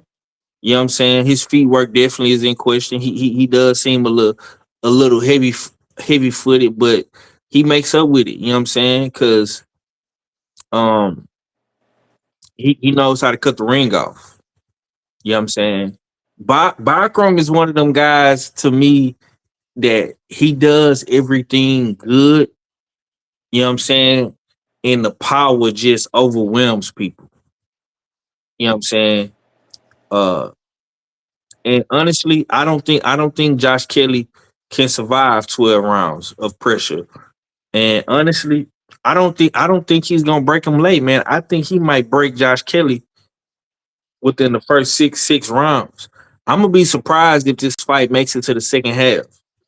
Like Josh Kelly is really gonna have to be creative. Like that, like it's really gonna be creative boxing versus Russian pressure. You know what I'm saying? Don't, you know what else he gonna have to Yeah, do? And no niggas don't like it, but shit, I always admit I did it when I got up and when I be sparring, I'll do it. Shit, and you gotta clinch a motherfucker. Gonna yeah, have to. You gonna have to clinch excessively until the ref gives him a warning type shit, and then do it some more and slow down. You know what I mean? Get this motherfucker frustrated, slow down his pace. We don't really know how good Baki is on the inside. To be real for real, maybe that might be an option for Josh Kelly. But real talk, you should kind of stay away from that. And I would just say, box, move, and clinch. yeah, man. But he dropped Timzu on the inside too, bro. So I don't know, man. I don't Yeah, know. I was about to say, you sure you don't know how good he is on Yeah, that bro. side? Because from what I Yeah, saw, he hit Timzu with some shit. I mean, yeah, that was on the mid range though. Yeah, That wasn't like in the pocket type, like these niggas was in the booth and he was getting his work off type shit. Baki ain't like that. He was getting a little bit off in the Cole K fight, maybe. I say this too. I think all Eastern European fighters do not like getting hit to the body. So I think that might be probably the biggest weakness of Baki. You gotta hit him in the body. You know what I'm saying? But is Josh Kelly gonna be willing to give up that real estate to get to his body? See what I'm saying? That's what you got to think about. But I think all Eastern European guys, especially guys in that Russian Ukraine area, they do not like body shots at all. I have not seen none of them guys take body shots well. Lomachenko don't like getting hit to the body. Uh, my Bivol took body shots. All right, mm, against who? Canelo. He half Korean though. Yeah, and he kept his spacing from Canelo. Okay, Yeah. Kia. He wasn't letting Canelo get up on him like that Yeah, neither. he won't just get KG up make a on him. valid point. KG, yeah, he did. does Bakhram break Kelly late? What's your thoughts on that, bro? So we can move on. Hey, move on, man. I just told you the nigga ain't gonna make it 12 rounds. Say less. Say less, bro. Say less, bro. You got it. You got it, big dog. Okay, stay on the mic, K. Stay on the mic. This is Virginia. We got to get into this, man, before we get up out of here. Keyshawn versus Ortiz, man.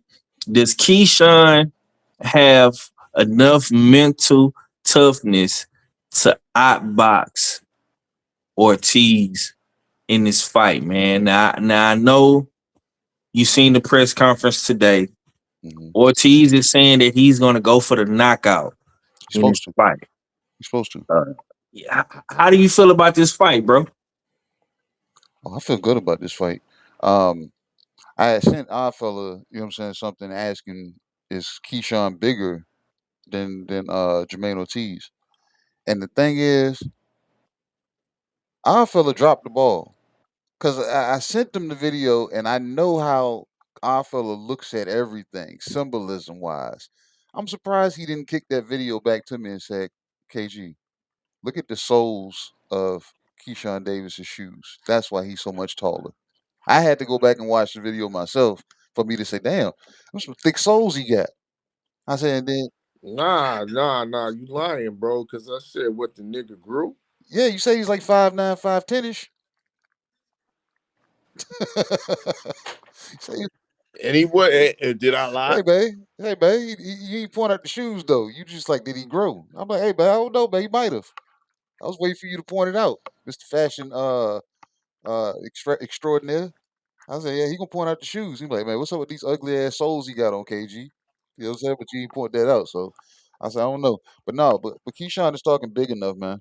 And you asked the question, is he does he have mental toughness to outbox um Jermaine Ortiz?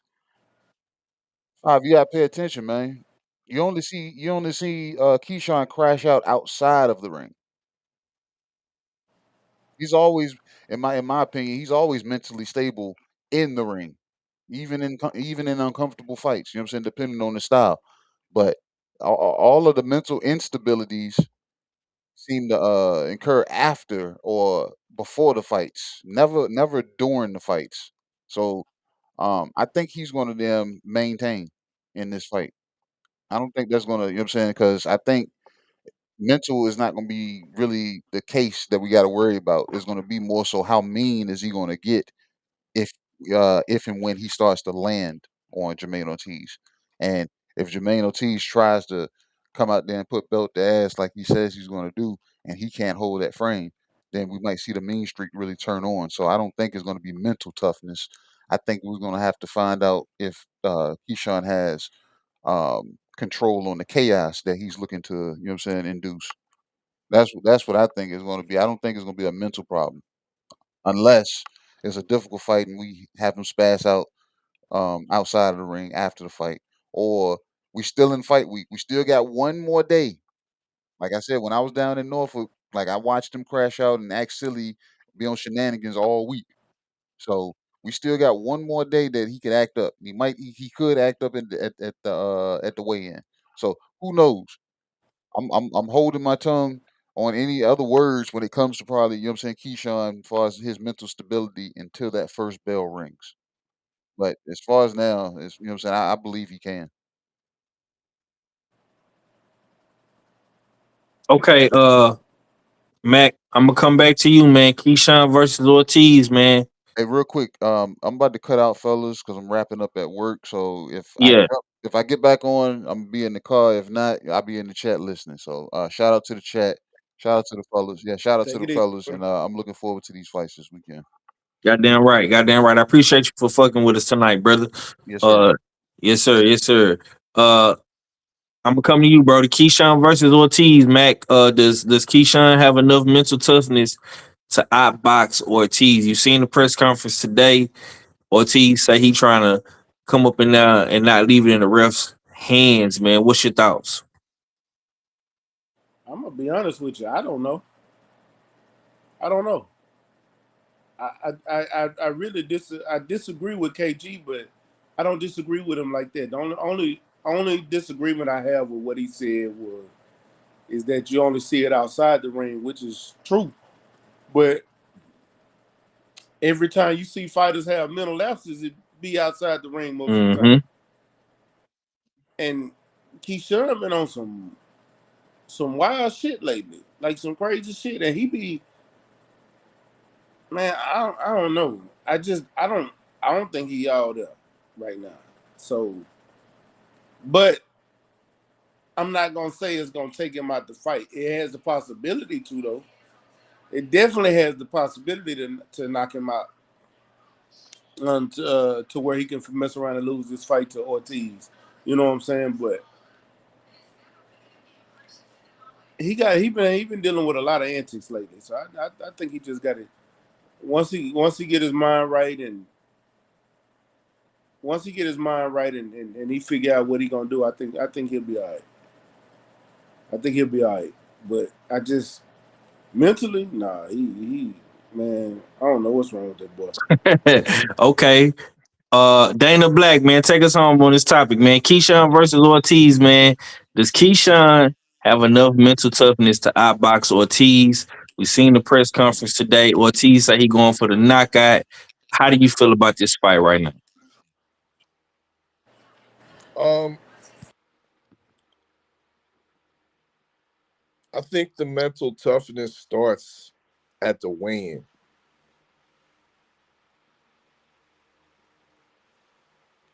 I want to see if he's able to make the weight of the 140 limit, and then through that, within the fight, that to me that's the only real obstacle is the preparation and the making weight for the fight, because the fight itself, I don't believe Ortiz presents that type of threat that will challenge his mental toughness. I'm sorry. The the big talk about he coming in there to knock out Keyshawn. We haven't seen Ortiz stop opponents like that. Even lesser opponents in his tune-up fights. So that's all great talk, hyping yourself up, cool. But the mental toughness, we gonna have to see if Jamaine Ortiz has that, because Keyshawn's been on this stage before. He been in big sold out crowds, sold out his hometown. So he used to being under the bright lights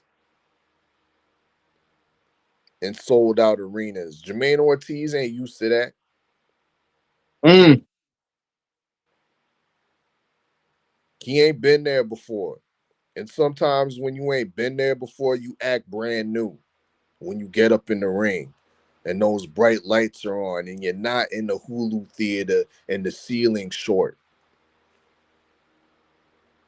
You're seeing all those championship banners in the rafters,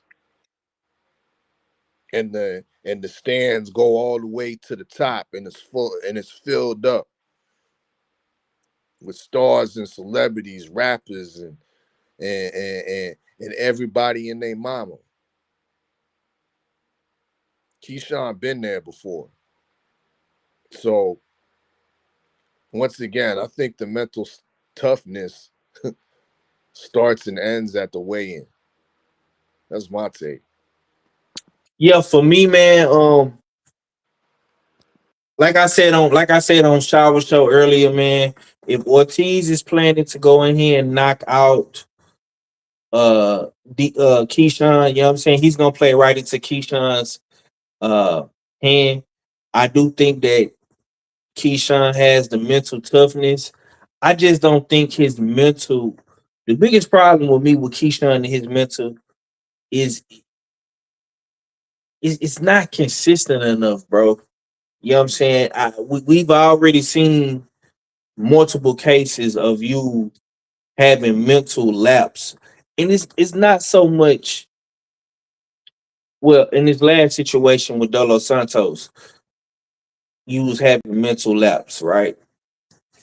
But you gotta start being a little bit more consistent with your mentality, bro. You know what I'm saying? You right on the cuffs of being a fucking superstar. You got the potential to be bigger than all these niggas because you have an organic fan base. You are in an untapped market in Virginia that DMV is craving for entertainment. You know what I'm saying? They haven't had real fights like talking about it for real, since Tank last fought in Baltimore, you can make that your kingdom down there. But you gotta be more consistent with your mental and your mentality, bro. You gotta start being in control of your mental, man. And that's gonna be important in this fight come Saturday night. And like they were saying on Shower Show, salute to her and Dr. Boxing Talk. You know what I'm saying? This fight has the potential to steal the show. I will say that. Now let's go ahead and keep it pushing. I got uh I got a couple more questions and we're gonna get up out of here. Carrington versus uh Castro. The Shushu has what it takes to become New York's next champion. Mac, I'm gonna come to you first, man. Does Shushu have what it takes to become New York's next champion?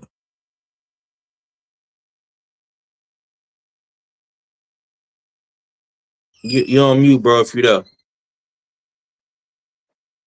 I'm talking like a motherfucker. What the fuck? Hell yeah. I'm gonna say it again. Hell yeah. I think he has what it takes to be the next champion. Be honest with you, I think he has what it takes to be the next unified champion.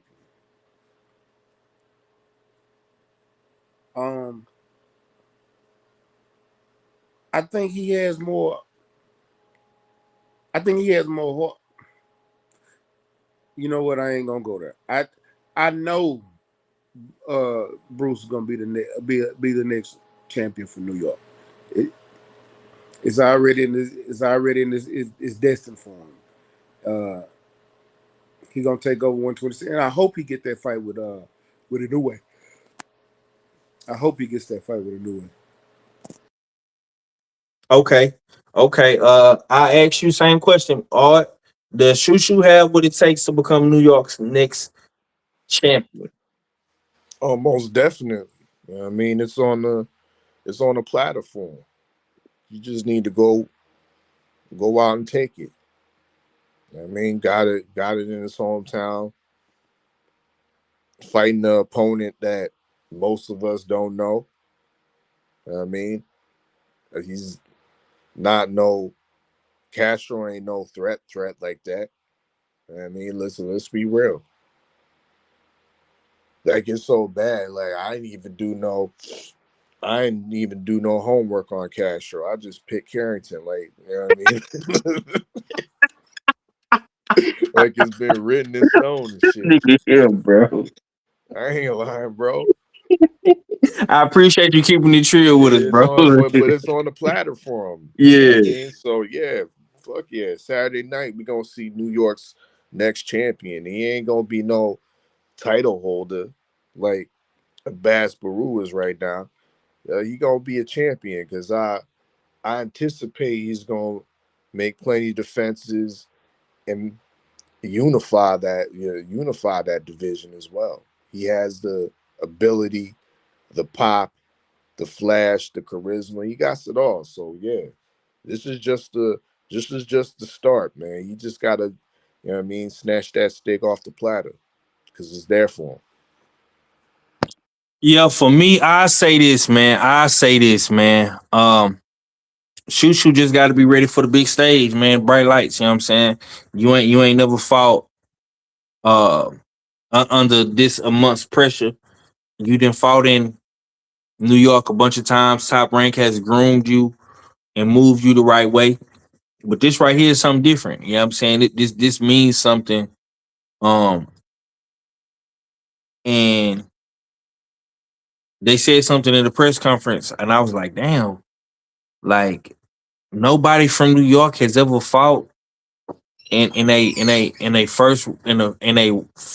first world title fight in the Garden. So he gon' if he win Saturday, he gonna be breaking history.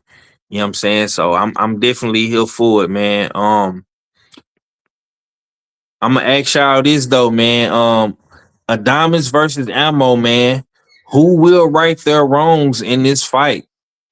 Also, I come to you first, man. Because I want Mac to go last on this. Uh, who will right their wrongs in this fight, man? We know Ammo. in his last title fight, you know, he got stopped. Adamas didn't look good. They both got a common opponent in Shiraz. Who gonna right their wrongs in this fight, man? I think Ammo will in a losing effort. You know what I mean? Like, I'm actually picking Adamas by decision. I'm not a believer in Adamas's power. Everybody, oh, you gonna stop Ammo. Oh, you gonna walk through Ammo. Like, Adamas don't really walk through people like that. Adamas really is a welterweight that started to move on up. Moved on up to one from 154. We saw how we looked against Patrick Teixeira. Lost, got out thoroughly outboxed against the leaner, taller man. And at 160, he's looked good. I'll say, you know what I mean? He's looked explosive. But does he have that world-class stopping power? I would say no. I would say no. Should he have got the victory against Hamza Shiraz? I would say definitely yes. But once again, it's almost like we're overrating these wins and these draws, so to speak. Because Hamza Shiraz's resume to me is he's just stepped on the scene in my opinion. His resume is somewhat limited. So I think this is going to be a closer fight than most people anticipate. I think Ammo's going to go in there, and one thing we know is that he does have dog. He does have dog and determination and grit, and he is the bigger man. Adonis is not that big of a guy. Styles make fights. He may be been able to bombard and get within the long arms of Shiraz. But Ammo Williams is a different kettle of fish. Different rhythm, different type of attitude. Um, so this could definitely make for different dynamics. We also can't forget Adamas has been on the shelf for what, 15 months now. He been on the shelf since his robbery from Shiraz. So is he that good that we don't expect that Adamas ain't gonna have no rust? We saying he's that good? Are we doing that much glazing? So for one, this man got world-class power, world-class stopping power. And now two, he can be off 15 months and not have no rest. Nah, our fella ain't doing that. Nah. I'm giving our boy Ammo a chance to get to the 12th round. That's my take. Okay, Mac, same question. Adamas versus Ammo, man. Who will right their wrongs in this fight, brother? Adamas. Hey, fella, I understand everything you said, but I'm gonna say it in the exact opposite. The crazy part is I agree with you on Carlos Adamas, but I don't agree with you on Mo. And that's crazy because we know Mo. But I don't think that's how much I don't think of Mo. I think, and it's not that I think more of Carlos Adamas. I just don't think Mo is. I just don't think he that good, man. Let's just be honest. I don't think he's that good. Ammo actually has power, but Ammo gasses out. Ammo should have never went tooth and nail with Mama Boy.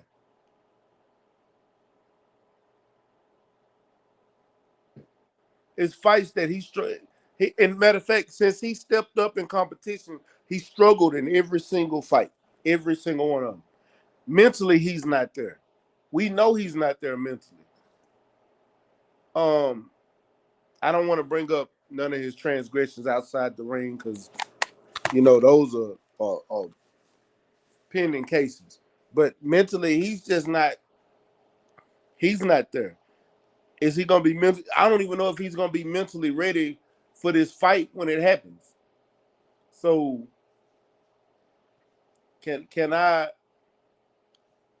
with a clear conscience pick Ammo to go in here and beat Carlos Adames, or even come out with an upset over Carlos Adames in any capacity, even to have a draw with Carlos Adames? I don't think Ammo has that capability. Mm.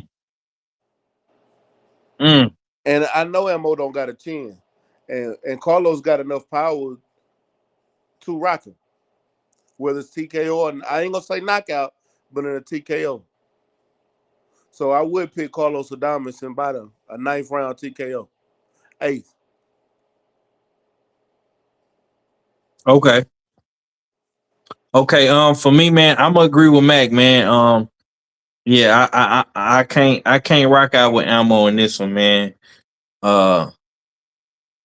Even the Ammo last fight, man, he struggled against the Canadian guy. I'm just not sold on him, bro. You know what I'm saying? I'm just not sold on him. You know what I'm saying? But he does have a chance to right his wrongs, man. Like I say, we could be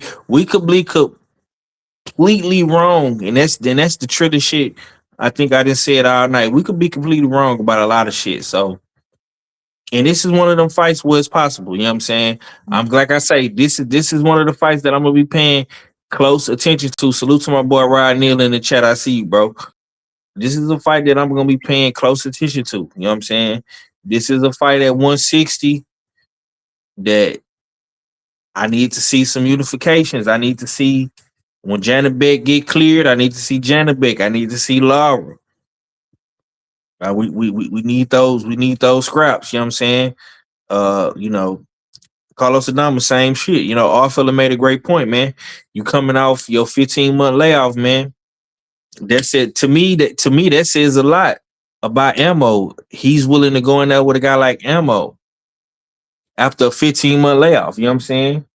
So in his mind, he feel like Ammo is easy work. That's what I think. You know what I'm saying? But it is what it is, man. Would you blame that layoff on him or the PBC?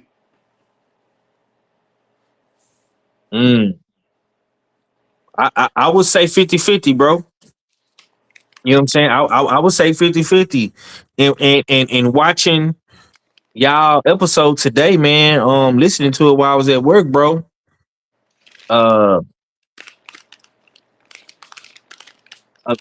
Everybody likes to blame Al, and I think you was even saying it. Like a lot of these people like to blame Al for everything, bro. But you gotta blame these fighters in some of these situations. I'm not saying every situation, but because like I was saying on the show, a lot of these fighters did get done wrong over there. Mm-hmm. But I think in this era, bro, if you choosing to be inactive, that's on you.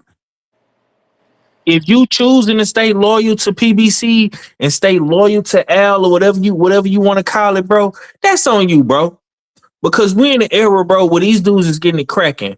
I'm looking at the Charlos funny. Well, no. Maul active. Maul just fought and fit to fight again. Signed, sealed, and delivered. You can't look at Maul. Male, on the other hand. Hey. We gonna see, man. We gonna see how that shit playing out, man. But I'm not putting the total blame on. Listen, man, we in the era, bro. I can't keep blaming Al Heyman for everything, bro. Because we not in the Al Heyman era no more, bro. We are in a Turkey Al Sheik era. We are in a Dana White era. We are in the MVP Jake Paul Netflix era. It's too much money floating around this motherfucker for a nigga not to be fighting at least twice a year, at bare minimum. If you want to be out the ring for 15 months, that's on you, bro. And like, come on, man. Nah, I ain't doing that. You know what I'm saying? That's just me though. We can't blame Al for every fucking thing, man. The man has lost a lot of power that he once had in boxing, bro. It's not the same no more. You know what I'm Right. saying? He don't have them network deals like he had. Exactly, bro. A lot, and like all fella was even saying it today, bro. Like a lot of them shits in America, moving forward in America, you either gonna be on the ring card with Turk, you either gonna be on the Jake Paul Netflix card, you gonna be on a Turkey Al Sheik Netflix card. You know what I'm saying? It's too much money floating around this bitch, bro. For you, nah. Yep. Nah, we can't do that. We can't do that. And now we got Zuffa coming up in here with they shit too. Nah, bro, it's too much. No. Everybody's signing with Zuffa right now. Yeah, it's too much. It's too much money floating around this motherfucker, dog. You know what I'm saying? It is what it is, though. But look, though, man, we done already hit our 2-hour stretch, man. I don't want to be on here too late, man. I gotta wake up at 4 in the yawning. So we're gonna get up out of here, man. Mac, let me get some last words, man. Great show today. Y'all tap Agnew in there. Podcast, bro. Keep doing y'all thing. Appreciate it. Y'all tap in every Monday for the Agnew Podcast, man. We drop a new episode every Monday. So y'all make sure y'all tap in. Come fuck with us. Hey, man. Hey, we climbing on that motherfucker, man. Y'all come in there and tap in, man. Yeah, man. And tell that fact checker ringside views to get it right next time, man. Put some respect on our motherfucking name out here. Be a real fact checker. Yeah, be a real fact checker, goddamn me, Val. But salute to y'all boys, though. All fella closers out, bro. Indeed. Another dope one. Salute to everybody up in the chat. Queen Shower. Yes, indeed. Boxing. Salute to KG that was up in here earlier. But y'all know what it is. usualsuspect6.com. Make sure y'all check us out. Follow us on Instagram, US6 on IG. Some of the dopest boxing posts, news, and of course your rankings and lists. We just did the female 154-pound division. Salute to Shaba for being the guest voter for that list, putting together that list. Came together nice. Shout out to O'Shea Jones, who's a new signee at MVP. Speaking of which, you know what I mean? So yeah, y'all go check that out. Salute to the usual suspects. Salute to everybody up in the chat. And I'm Gizon. Yep. We'll be back tomorrow, man. Bullshit on the Beltway Supreme Beast Boxing Talk. And we'll be giving our official pick'ems over there, man. Like I say, boys still got time to change their mind. They might watch some film, they might see some clips, they might see some highlights, and they might have a change of heart, man. This has been another episode of Trill Thursday, man. I hope y'all respect it and love the Trill, because it definitely was real tonight, man. Great weekend of boxing. Can't wait, man. G-Day weekend vibes. It's your boy Hard Hitter Sports Entertainment, and we up out of here, though. Deuces. I'm talking about it's really just about stacking this money, man. Getting on these singles, staying positive, you know what I'm saying? And putting it in their face by any means necessary, you know what I'm talking about?